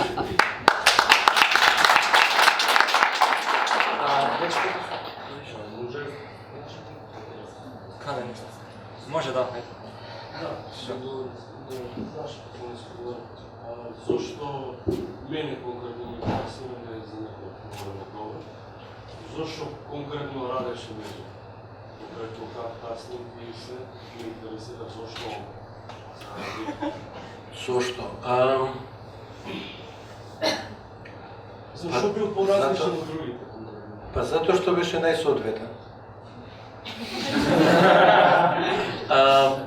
Раде донесе, за разлика од другите луѓе, другите глумци кои кандидираа за тој лик, он донесе една романтична леснотија, која ја немаше во сценариото и која, у суштина, сега кога гледам, многу му помогна на филмот. Затоа што филмот е трагедија, има тежина во себе, има тежина и сцените и зборовите, и другите глумци кои снима кастинг, кои работеа кастинг, повеќе се фокусира или поблиска им беше таа тежина. И мислам дека филмот ќе беше потежок. Ќе беше ист филм, ама малку различен. И веројатно интуитивно, затоа што памтам дека тоа не ми беше свесно размислување, веројатно интуитивно се решив, сум се решил, односно, да тој допир на романтична леснотија не е ликот лесен, ама има лесни моменти. Веројатно поради тоа сум се решил да работам со Раде. Не беше, значи пак неам агенда, ова од оваа причина, ова од оваа причина. Кога работам кастинг, и тоа е дополнување на прашањето, на одговорот од преска, на крајот се одлучувам за оној глумец на кој му верувам. Некој што се случува после 2 месеци барање, некој што се случува после 2 дена барање. Ми текнува кога Дейвид Уенам дојде за прашина, во Лондон беше кастингот, беше на почеток на барањето на ликот. Он дојде, одработи една сцена, втора сцена. Ја бев спремен да го следам овој човек, кај сака да оди, сам да го следам, ова е лук. Го има безобразлукот, го има ја имало шутијата, а пак се заљубуваш во него. Значи, одлуката ми е да му верувам на овој глумец. Му верувам кога ме лаже. Не сакам да видам дека глуми. Кај нас понекош, не само кај нас, и на други места има некои остатоци од некој стил на глума од 19 век, ја треба да ти покажам дека глуми. Само ако го види, тоа е декламирање, нели? Рецитирање. Кој ќе ми кажеш, ме боли глава, не можам денес да глумам, ја треба да ти кажам, извини, утре ќе пробаме, ти ќе ми кажеш, не бе се заебава. Тоа ми е дефиницијата. Значи, на крај пак се сведува на некое чувство. Се треба да биде поштено чувство. И компромисот, одговор на претходното прашање, компромис во кастингот, апсолутно, во ништо не правам, во кастингот особено. Оти, веројатно е тоа најважниот човек, најважниот соработник на филмот. Луѓето го гледаат глумецот. Нели, многу е важна и музиката, многу е важна и сценографијата и сето тоа, ама они се заљубуваат или го мразат глумецот. Односите во кои влегува тој лик, тој глумец, таа глумица, тие се битните односи. И тука ако направиш компромис и ако не можеш да го искажеш она што сакаш да го искажеш, сигурно работат. А во Холивуд си често ставено во таква ситуација. Филмот е финансиран поради звездата. И звездата е, мислам, ќе сменат режисерот, ама звездата ќе остане. И ти ако сакаш да го работиш филмот, го прифаќаш во пакет со звездата и после јака ти душа, мислам, ти да извадиш улога од Киану Ривз. И тоа го гледаш ки луѓе, го гледаш ки добри режисери, они се мачат нешто да извадат, ама тоа е. Што е едно? Може да, после. Споменавте дека е исто за вас театарска дума и филмска дума, но за мене не би кажал дека тоа театар има многу поголема експресија, многу по-нагласени движења, нагласена емоција како на филм. И на филм некако се е сублимирано во едно. И е многу помирно за разлика од театар, ако на филм малку повеќе нагласиш или накрасиш, да се изразил така, нема да е тоа, ќе влезе во нешто сосем треба. Па, театарот е понагласен, оти медиум одговара, ама има и филмови кај што има голема експресија, не знам, Рашомон, Тоширо Мифуне, он игра страшно голем, он игра огромно. Кога велам дека се исти, односно, дека имаат иста подлога, сакам да го кажам следново. Она што е најважно и кај театарски и кај филмски глумец е да ја најде вистината, емотивната вистина на ликот. Која ќе најде таа емотивна вистина, дали ќе игра голем за театар или ќе игра мало за на филм, е веќе техничко прашање. Да. Поврзано со претходното прашање за Раде. Значи, ја читав неговата биографија и он кажува дека фактички вие во Лондон сте го нашле, и сте му кажале дека филмот е пишуван за него, односно Александар е он, или фактички вие, што можем да разберам, нели он се сели прво во Србија, па во Словенија, па во Лондон, и сцената кога се раѓа во родното село, баш подсетува на знаната сцена кога Александар се раѓа во селото. Така да, дали тоа беше планирано, дали после некако имаше други кандидати за таа улога или за него беше од почеток? Имаше и други кандидати, да.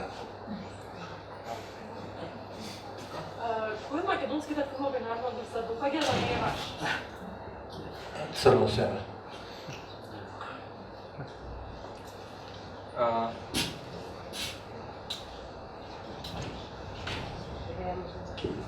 И ја после. Јас пак ќе се вратам на ова. Еднаш ме искара, бевме заедно гости во многу одамна, не можам да се сетам, во кај Ана Јовковска, во емисија и направивме пауза и секоја пауза излагавме да си направиме муават. Ми рече, им треба поише занат на вашите глумци, не се добро подкувани, дајте малце повеќе работа со нив. И јас пак тука те погледнав малце попреку, сакам да ти кажам дека мислам дека сега нашите актери се многу подобри од тогаш.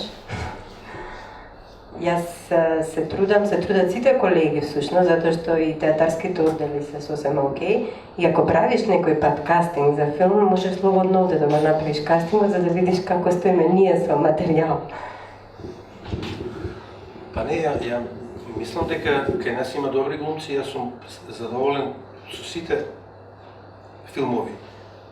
На сите филмови се уствари од Македонија е на пета земја и у суштина има многу малку луѓе од било која професија од кои можеш да бираш. Меѓутоа од сите соработници мислам дека за мој вкус со нашите глумци најубаво работев од сите видови на соработници, од филмска екипа или од глумци.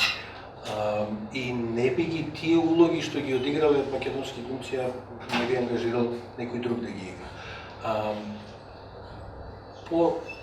Помал избор има помалку глумци. Сега, кога го правевме кастингот за бикини, тоа беше као Баја Патак кога рипа во трезор со пари. Глумци, знаеш, мислам, можеш да бираш на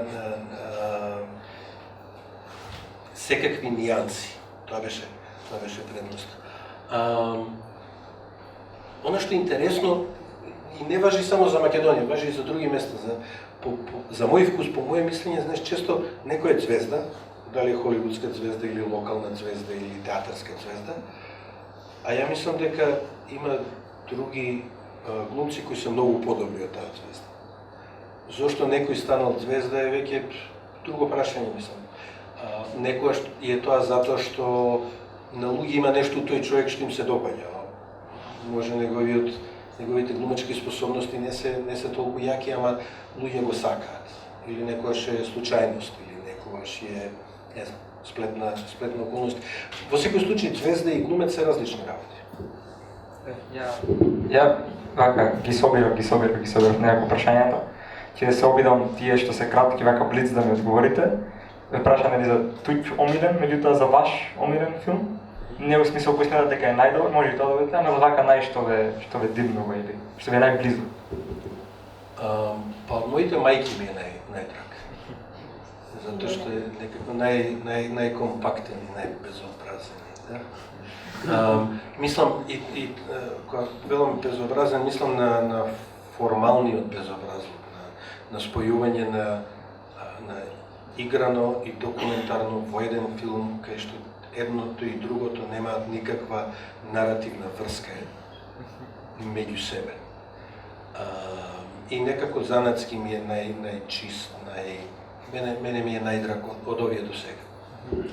Сега следно прашање, не знам кон кого да го поставам, пошто преска се поделивте на Милчо сценаристот и Милчо режисерот. Па би го прашала ве сценаристот. Кој е вашиот совет или совети, бидејќи јас се занимавам конкретно со сценарио, па најмногу тоа ме интересираше. Нели секогаш гледаме, нели Скорсезе ги рече 5 tips, не знам, за успешно ово, она или така натаму. Не е тоа многу нели релевантно, меѓутоа вака од вас кратко, колку можеме во ваков вид на формат дискусија, да кажете некои ваши типс за пишување сценарио. Рековте дека ви е лесно пишувањето. И ова е пообемно прашање малце, и исто последно прашање што ми е пообемно. Секогаш кога вашите филмови ги гледам, цело време некако ми е, сега до сега, пошто сега нели Бикини Мунки биде прв филм кај што немам Македонија во никаков контекст да ви спомната, така? А во сите други некако се околу неа се врти, меѓутоа не знам, патриотски или контра, туку некако културолошки, историски, религиозно, со еден збор баш културолошки, не знам, така ја го доживувам тоа. Од каде таа потреба до толку Македонија низ таква призма да ја представувате, што мислам дека во однос на светот кога го гледа, тој добива, бидејќи вашите филмови се многу познати, добива некаква слика за Македонија преку нив. И како е вашиот однос кон тоа? Па, мислам, моите филмови се филмови од Македонија, не се за Македонија. Они се за луѓе. Они се за емоции.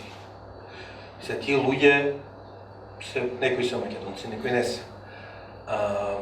И сликата, мислам дека е наивно човек да мисли дека светот добива слика за Македонија преку тоа која е приказката во моите филмови.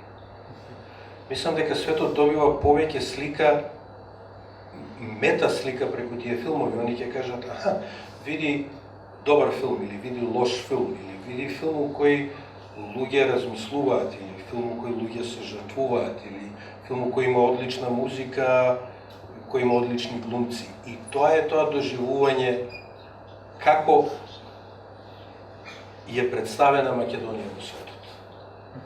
Мислам дека е наивно да мислиме дека некој, скапа на автобусот, сите у Македонија се скапа на автобуси. И мислам дека некој кој ќе се фати за автобусот или кој ќе зборува како ти нас не представуваш, он реагира, он зборува за себе, не зборува за мојот филм. Он зборува за својата комплексна инфериорност, за тоа дека него му треба ја да го представувам. Плиз, посебно денеска, посебно со интернет. И на тој начин плюс ја гуши уметноста. Значи ти сакаш дали филмот, дали песната, дали романот, што е да биде, да има само програмска цел. И на крај он нема да може да исполни таа програмска цел, затоа што ја ако тргнам да правам се некоја апотеоза на Македонија, прво никој нема да го гледа тоа. Мислам, Зар ти би отишол да гледаш апотеоза на, не знам, Естонија? Филм кој ги задоволил сите во Естонија. Така да, прикажувањето на тоа како ти нас не представуваш, мислам дека е мисновер. Мислам дека е погрешно поставување на тезата. А дури ако сакаш тоа да го читаш, прикажувањето на тоа какви се луѓето во Македонија, уствари е еден фалсификат, мислам, луѓето етичката структура на македонците во моите филмови е многу поздрава од етичката структура на македонците во вистинскиот живот. Да бидем искрени. Сакам да го видам Кирил во вистинскиот живот, кој ќе се жртвува за друг. Ретко го гледам. Што се однесува до типс за пишување, треба да има приказна. Приказна која му ја раскажуваш на некој близок, он вика и после. Знаеш, не приказна у која ја нешто имам агенда, да ти кажам, која тече по себе. Второ, треба да има пуно приказна. Мислам дека нашите филмови и европските филмови обично немаат доволно заплет. Знаеш, он има заплет за 30 минути, ама е долгометражен филм. Трета работа е, треба да ме изненадува. Знаеш, треба да има, да се случува нешто во филмот, од каде ова. Знаеш, кога го пишував Прашина, на почетокот беше British Screen уклучен и Стив Клири беше уредник на сценарио, стори едитор. Тој не инсистираше да се видиме да разговараме и у Санденс се видовме. И не знам, зборуваме за филмот и он вика, не знам, бабата, а вика, што ако умре бабата? Току викам, ќе умре бабата го раскажува филмот. Па вика, што ако? И сега, тоа е изненадување кое, мислам, го прифатив, си го земав кредитот, нели бабата умира 2/3 од филм, 3/4 колку е веќе. И тоа, по моје мислење, страшно го збогатува филмот, затоа што одеднаш друг го раскажува. Тоа друго раскажување е малку изместено, тоа се веќе ти зборува за тоа дека сите сме раскажувачи, сите прифаќаме туѓи приказни, ги преработуваме и ги продолжуваме, и во тоа е убавината, и во тоа се состои културата, цивилизацијата. Ама тоа е едно од тие изненадувања, значи, кога пишуваш изненади се себе.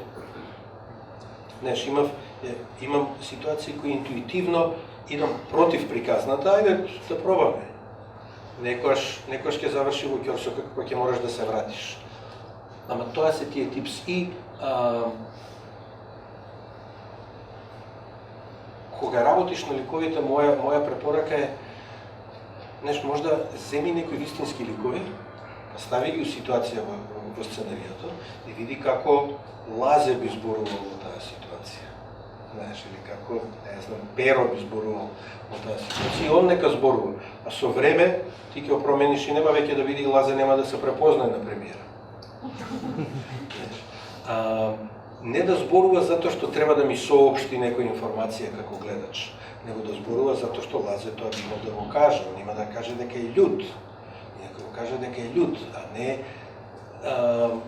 информацијата која треба да ја добија.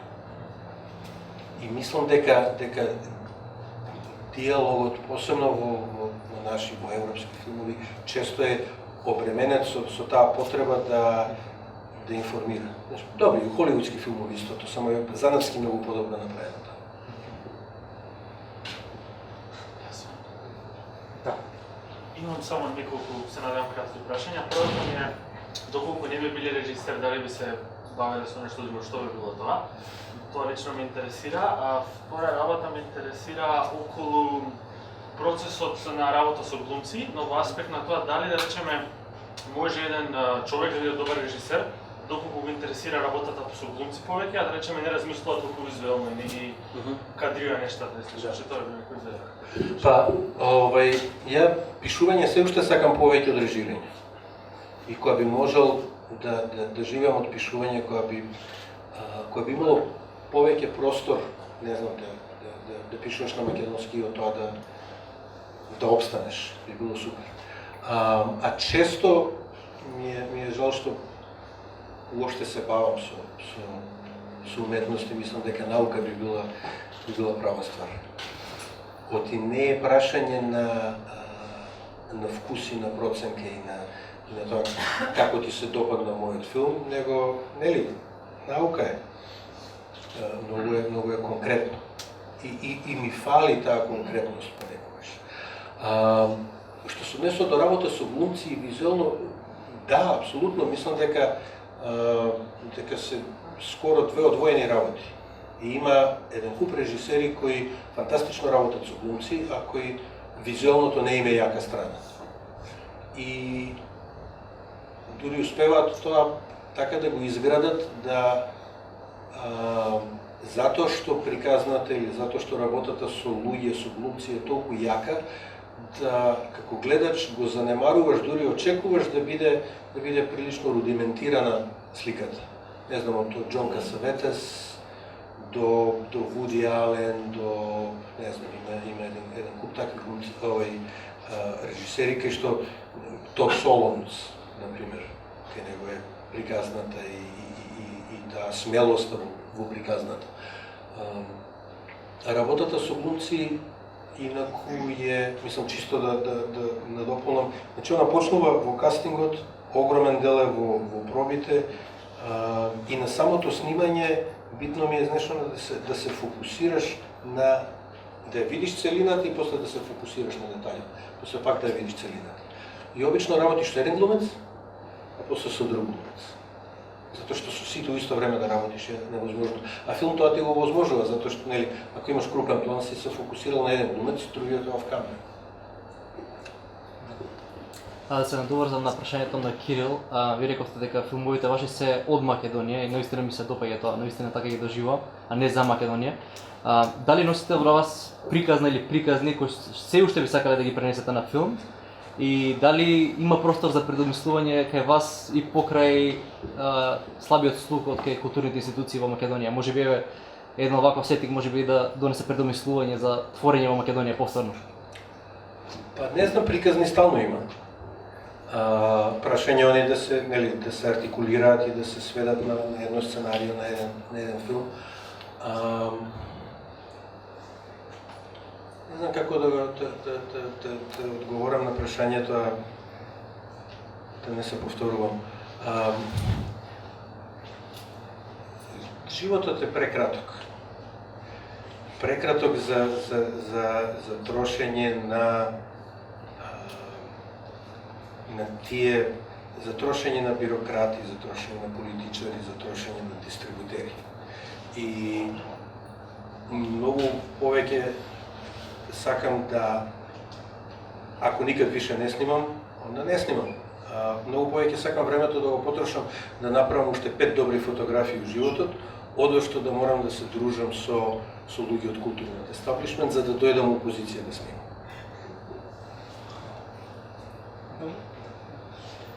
Јас сакам да продискутирам, тоест да прашам малце жолта штампа, не доаѓам од никаков медиум, но ме интересира, пак ќе кажам, малце жолта штампа да го скршиме муабетот во друго ниво. 3 фотографии сакам да продискутираме. Има една фотографија со Сајмон Пери на една кола лимена со златниот лав. И тоа ми е многу интересно што е он во пред дождот. Срцето, затоа што во филмот го пишува како Thanks to. Тоа е Сајмон Пери, тоа сакам да го чуем. Друго, има една фотографија, друга кај што ве гледам со Антониони. Ме интересира, затоа што има и другото сум фан и на Антониони. Што го прашавте и што ви одговори при првиот контакт. И уште една фотографија со Тарантино, нешто си му обетите. Кој кого пофали за крајот? Вие него или он вас и една фотографија која ја замислувам, а никогаш не сум ја видел, со Никол Кидман во Лондон. Поубава е во живо или на филм? Фотографијата со Сајмон е уствари на бродче, на water taxi. И тоа е мал кров на тоа глисерот. Сајмон е... без Сајмон немаше да постои пред дождот. Апсолутно. И он е она што прав продуцент, значи прав добар голем продуцент е мајка на филмот. Се што подразбира мајчинство, нели? Самопожртвување, визионерство, истрајност и така натаму. Он во конкретниот случај Сајмон беше во ситуација да го стимулира филмот и да финансира дел од него. Значи, им пратив 5-странички синопсис на British Screen. Сајмон беше директор на British Screen, тоа е као агенција за филм тука. И на една продуцентска куќа од Британија. Продуцентската куќа го одби филмот. Рече дека тоа со структура во 3 дела, тоа веќе не е модерно и нема да пројде. By the way, го пратив и до македонска телевизија тој синопсис, се уште чекам одговор.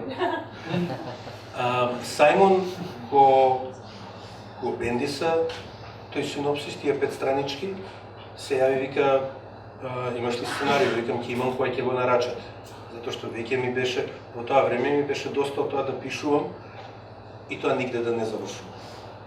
Пишуваш, они, многу ме интересира и ником ништо. Но вика, окей, ќе најдоа некои ситни пари. Не е до парите, туку е до ангажманот, да кажат, ние сме сериозни за твојот проект. И со тоа го нарачаа сценаријот, кој беше на база на синопсисот. Синопсисот е идентичен на филм.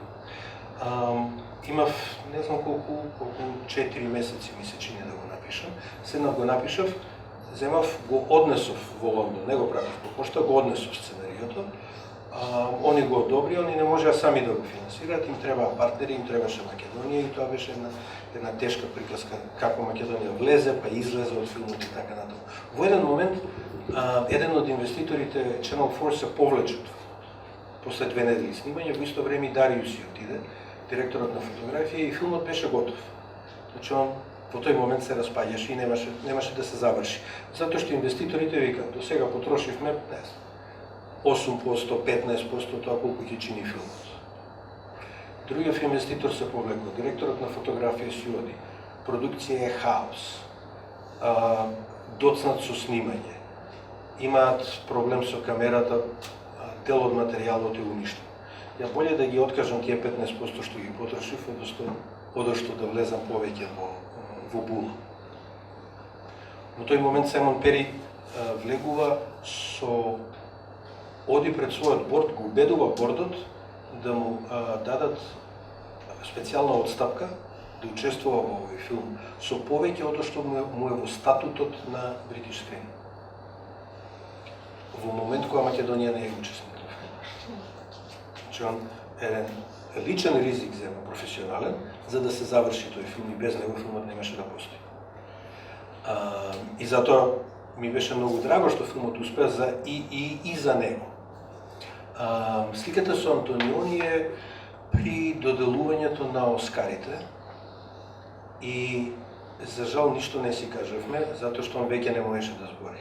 Он зборуваше преку жена му, веќе имаше мозочен удар и немаше, ја не знам она како го разбираше што имаше да се искомуницира, ама тоа беа 2-3 збора, нели, многу ти е добар филмот и така. Ама пак е убав спомен, нели, со гигант да имаш средба. Со Тарантино сликата е на фестивалот у Стокхолм, кај што игра и двата филма, и беше многу убав фестивал затоа што е одличен избор на филмови, а многу е релаксирана атмосферата, многу е ефикасен, релаксирана е, така да имаш време некое за дружење. И ја до тогаш не го знаев. И ме интересираше, мислам, ја не бев чул за Pulp Fiction се до после премиерата на Пред дождот и предпоставував дека и он не беше чул за Пред дождот. И понекогаш такви работи се во воздухот, слична структура, слично размислување, се фаќа на повеќе луѓе, немам друго објаснување. Ама сакав и буквално да го прашам и да, он немаше чуено за тоа и ми каже една работа која уште ја носам. Во една рака е охрабрување, во друга рака знае да те зезне ако премногу сериозно ја сватиш. Он вика, ти си добро златен лав, можеш што сакаш да правиш. И сега тоа те тера на безобразлук кој е често контрапродуктивен.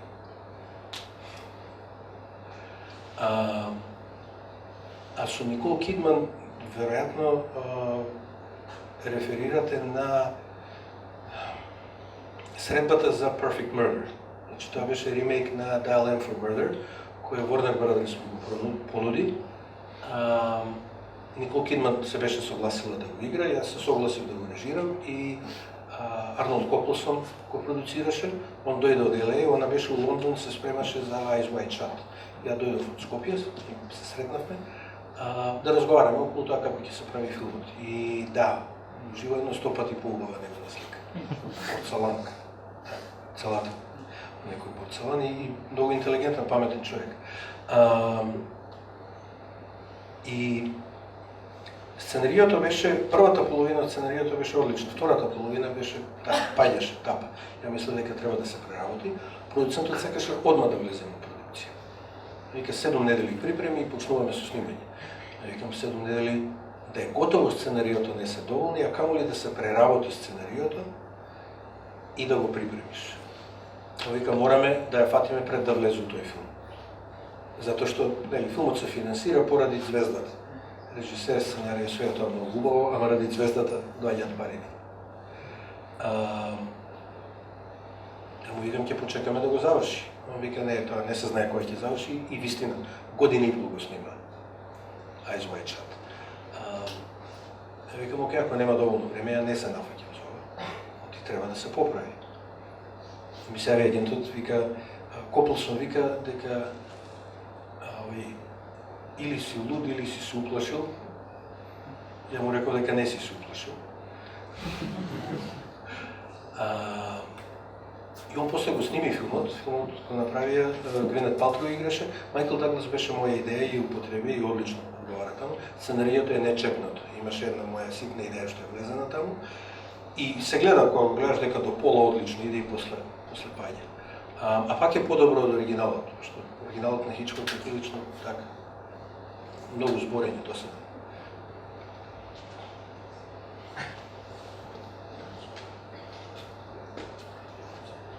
Има некој?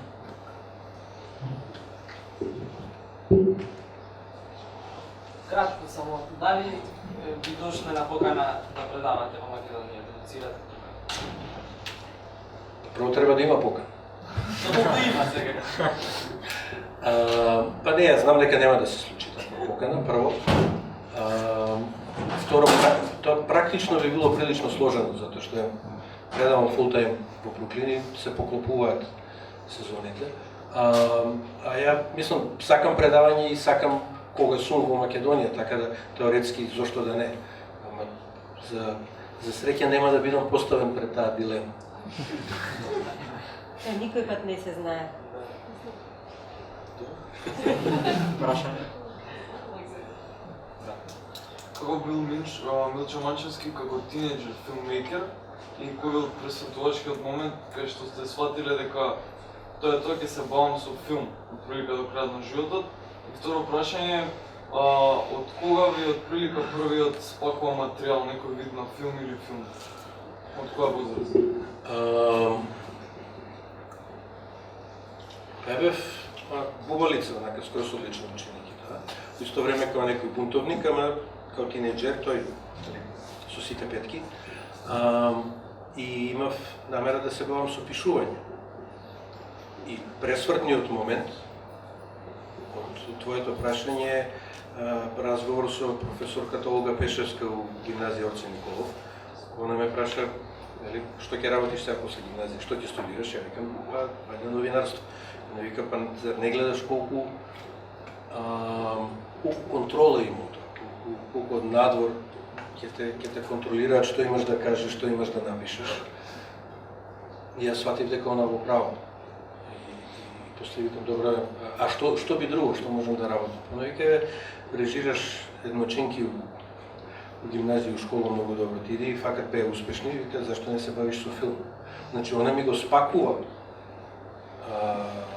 идното занимање, идната професија и ми го предложи како идеја. Мене тоа ми звучеше многу вака кул, многу гламурозно и се нафатив. И првите работи што тогаш почнав да не знам, работев адаптација на една песна од Жак Превер со другар ми Сашо Грчев, кој после стана максилофацијален хирург и кој ми учеше како да се монтира и како што е монтаж, уствари, концептот не го знае.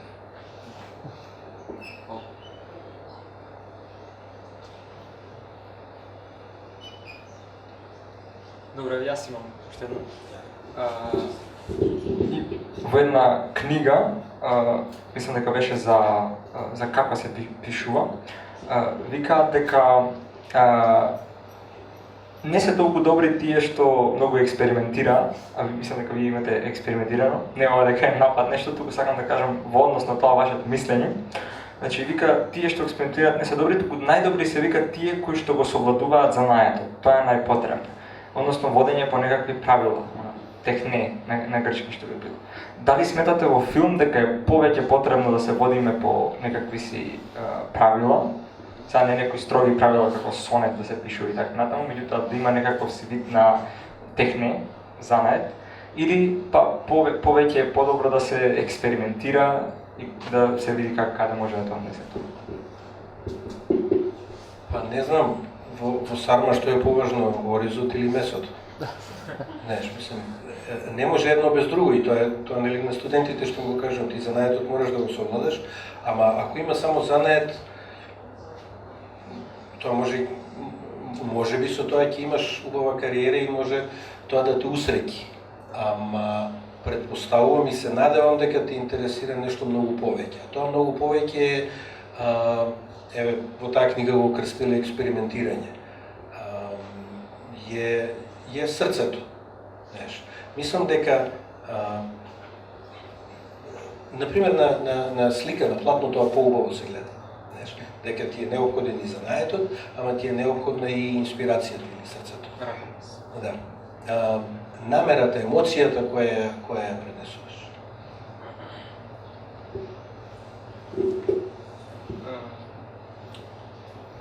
Прашање некој да се вклучи? Некој прашање?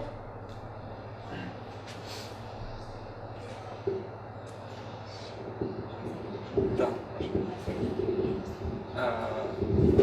Еве, јас би се заблагодарил на Милчо што одвои малку време да видиме како тој би ги пренел знаењата, еве да речеме дека сите сме студенти под претпоставка дека сепак е академски час, нели, нека мастер клас или како да го наречеме. И го повикувам, еве во моје име, мислам дека сите ќе се служат пак да дојде што е можно поскоро или да зачести со овие негови посети на факултетот, на академското, со цел да можеме да чуеме како и искуството и праксата на некој што толку долго време се бави со филм, да можеме да не биде пренесено, значи да слушаме различни перспективи во однос на тоа, со цел да добиеме поширока слика за она што тука тие што се на факултетот за драмски уметности се бават. Така да ви благодарам што дојдовте и ви благодарам што еве за овие 2 сати сме за 2 сати помудри во однос на шведзане. Фала.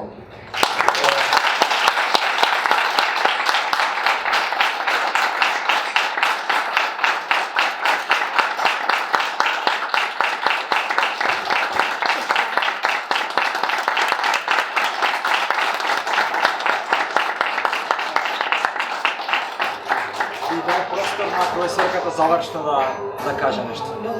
Многу кратко.